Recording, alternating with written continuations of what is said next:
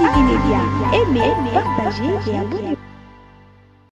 Bonjour, bonsoir, balade d'émission Dépêche où la rabino actualité à temps réel.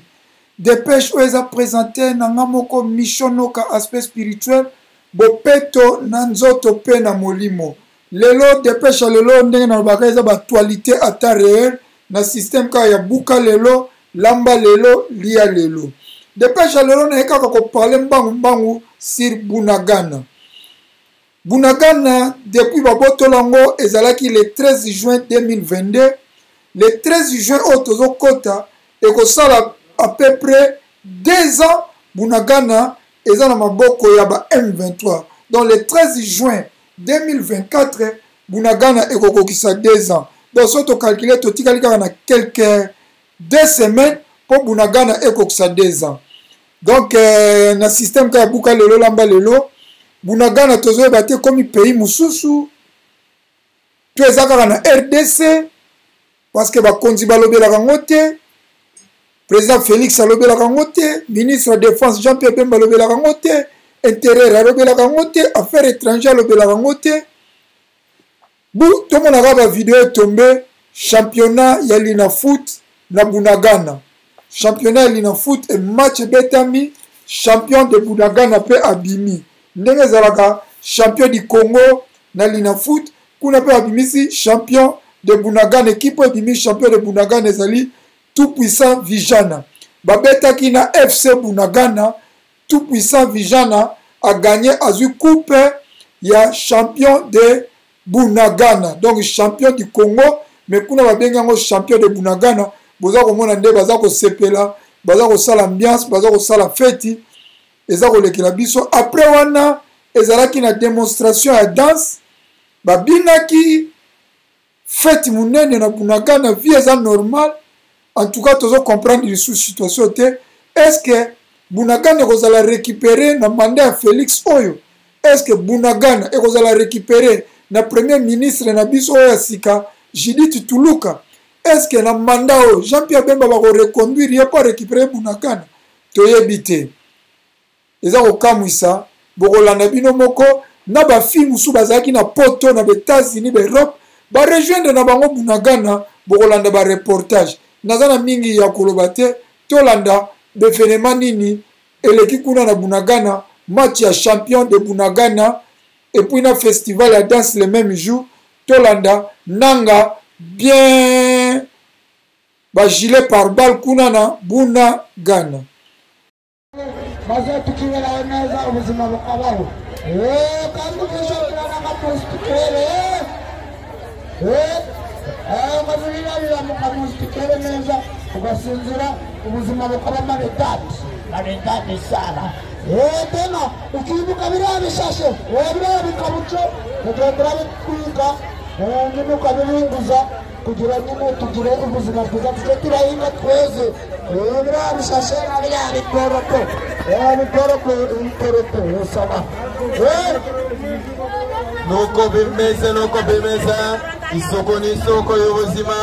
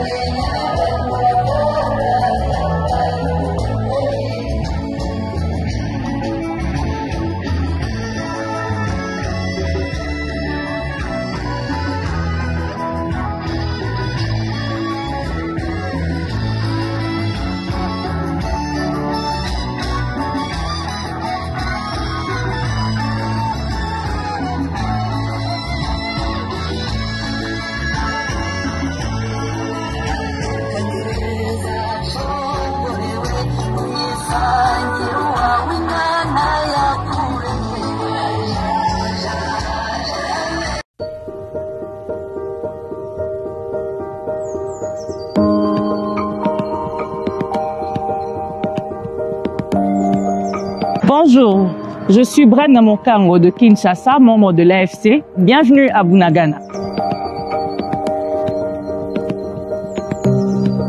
Depuis que l'AFC a pris le contrôle, ce n'est pas ce qu'on nous dit à Kinshasa. Souvent, on a l'habitude de nous dire des choses qui ne cohèrent pas, qu'ici à Bunagana, il n'y a pas la paix, il y a des coups de balle, il y a des gens qui courent de partout. Mais moi-même, je me suis dit, pourquoi ne pas essayer d'expérimenter, de venir sur place et de savoir qu'est-ce qui se passe réellement depuis le contrôle de l'AFC. Alors, depuis que je suis arrivée, je trouve qu'il y a la paix, il y a des gens qui marchent, il y a des commerces qui se font. Tous les territoires que contrôle l'AFC, j'ai pris le temps de visiter et je vous assure qu'il y a la paix. D'abord, premièrement, ce qui m'a poussé à adhérer à l'AFC, c'est la mauvaise gouvernance, l'insécurité, le massacre continuel. Il y a des corruptions partout et des élections biaisées. C'est vraiment aussi la raison pour laquelle je me suis dit, étant que jeune, je ne peux pas rester les bras croisés, voir des injustices. Je ne peux que m'élever et me révolter. Alors, Nazo Benga, jeunesse congolaise, Banakin, Ezalabatu, il y a Équateur, Ezalabatu, il y a Kinshasa, il y a Bakongo, il y a Bandungu, partout n'étendit à RDC, ba jeune, pe ba mikolo, omi, tout et ça là, na sengi na bino boya, bo adhérer na AFC, parce que Ezangonga Sikoyo, c'est maintenant ou jamais. Merci Mingi Bolandi, sans plus tarder, bo tchaba commentaire, bo partager émission, ceux qui n'ont aimé, émission na mino dépêche, ou la ramino d'information à temps réel, ou ils aura toujours présenté dans Mamoko, Mission Noka, aspect spirituel, bo peto, nanzoto pe na molimo. Bon, ça n'a été ça l'émission, moi qui tourne, on a Papa Kapaïdi, so que na playlist, so to na 3 émissions, à parler sur Lumumba, Tina Mobutu, de Mobutu à Félix Tshisekedi, le rôle azaki gouverneur de la ville de Kinshasa de 83 à 85 alobi ndenge a dirigé ki ndenga sisaki ki gangi n'importe quoi ndenga chaki propriété n'importe quoi bolande yango ekozala penza émouvant pe bo partager ekozala bien neto kutani na ba dépêche ezali koya bobo sanate soki gouverneur bimi tokosala émission moko live na ASTV Media po toyeba taille ya gouvernement pona lelo ngala bino tosuki awa. Que Dieu bénisse le Congo. Nzambe pe apambola yo pe moto olandi ngai apesa sa solution na ba problème na yo apesa sa santé na ba problème na yo a multiplier lisusu bisike zangaki ezwa nde tokutani basima na kombo ya Yesu Christ. Bye bye.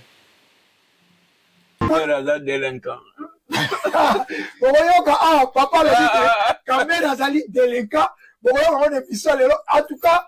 Et ça, émission kitoko émouvante. ASTV Media. Kamera zana makamomi sato. Oyo boye, il faut balandera yango. Ya liboso makambo ya nationalité. ASTV Media. Mais eloko wana bozo parce que todo bango boye pamba. Mais nous avons des rapports. Oyo boye bato bolobite o banani ba M23. Leur compte, ils allaient dans la banque, ils allaient à BCC. Bah, M23, compte dans la banque, ils allaient à la banque. Oui, à Bissou, ils allaient na Congo. Oh, mais on peut écouter Botanga Kate. Il faut prendre le contrôle de tout interdit de contrôle. L'accine, papa. Prendre le contrôle de tout interdit de contrôle. Ah, donc, il faut contrôler, il faut contrôler. Il faut contrôler. Oui, oui. ASTV Media. Arabie Saoudite a teka pétrole. Ok. Azarish. Ok. Égypte a teka koyaye. Algérie a teka koyaye. Maroc a teka koyaye bango. Angola a teka pétrole na yaye na ya Congo. Batunion so bateka biloko na bango. Et comme na Congo te, biso ba teka kate. Pourcentage. Non, taxe. Taxe. 5%. Au moins, ASTV Media. Situation, il y a peine de mort. Hein? Peine de mort, on va voter. On va bien niponango. Soda kena pot nanini. Asali trahison te akemaki. Mais soda nyonso, soko yo pese ba makokite. Babengango asymétrie. Asymétrie. Asymétrie. C'est ça. Bon. Expliquez, papa. Au côté de na mundo qui a que na bombe te. Okati na motono mitraille taki na bunda na ba missile hein. Active Média. On attend etumba. To cultiver culture de guerre. Culture de guerre ezanene. To kanga ba boîte na banganda tout ça na ba quel ba 18h, 17h, 19h. To tika mama sano ya pamba pamba. Ba anniversaire ba menene. Et donc, on a gagné Bisabino. Ils ont dit Sony. Donc, on a mis 4 importateurs, il y a champagne. Ni Kabone et Utiwapi.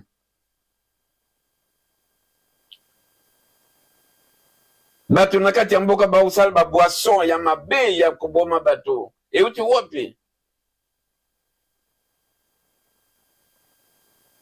Entreprise congolaise à société, banque congolaise à société, où tu vois puis? Ah, tout bon que ça, et un bon qu'on a besoin de ça. Merci Mingi papa. Tout bon que c'est un bon qu'on a besoin de ça. Tout le papa m'a beaucoup. Et puis à Souka, tout tika baboye, ya pamba, tango la guerre, chef à tambo la kate. Chef à zana kanamboka na ye, na ba patron na ye, na ba troupe na ye. Chef à Wakate na tango la guerre. Dans la carte, il y a des tombes monene. Chef à tambo la kate. Yokanga malamu na lubelio. Na tatana yo. Bonjour, bonsoir, dans l'émission Question Time. Vous avez présenté dans mon mission Noka. Na Keneki na Belgique, Kokutana Papa Kabaïs, Oazaki, ancien gouverneur à Ville à Kinshasa, de 83 à 85, puis membre du comité central. To parler ne makambe bele émission qui toko yango na tcheli bino ba temps fort soko sepeli oke ko luka émission na betka Kabaidi wa Kabaidi na ASTV Media oko mona yango to parler si Mobutu Félix Tshisekedi solution à guerre pe Ville Kinshasa na tcheli bino ba temps fort soko sepeli oluki émission wana otali yango pe o partager merci. Active Média. Active Média. Aimez, partagez et abonnez-vous.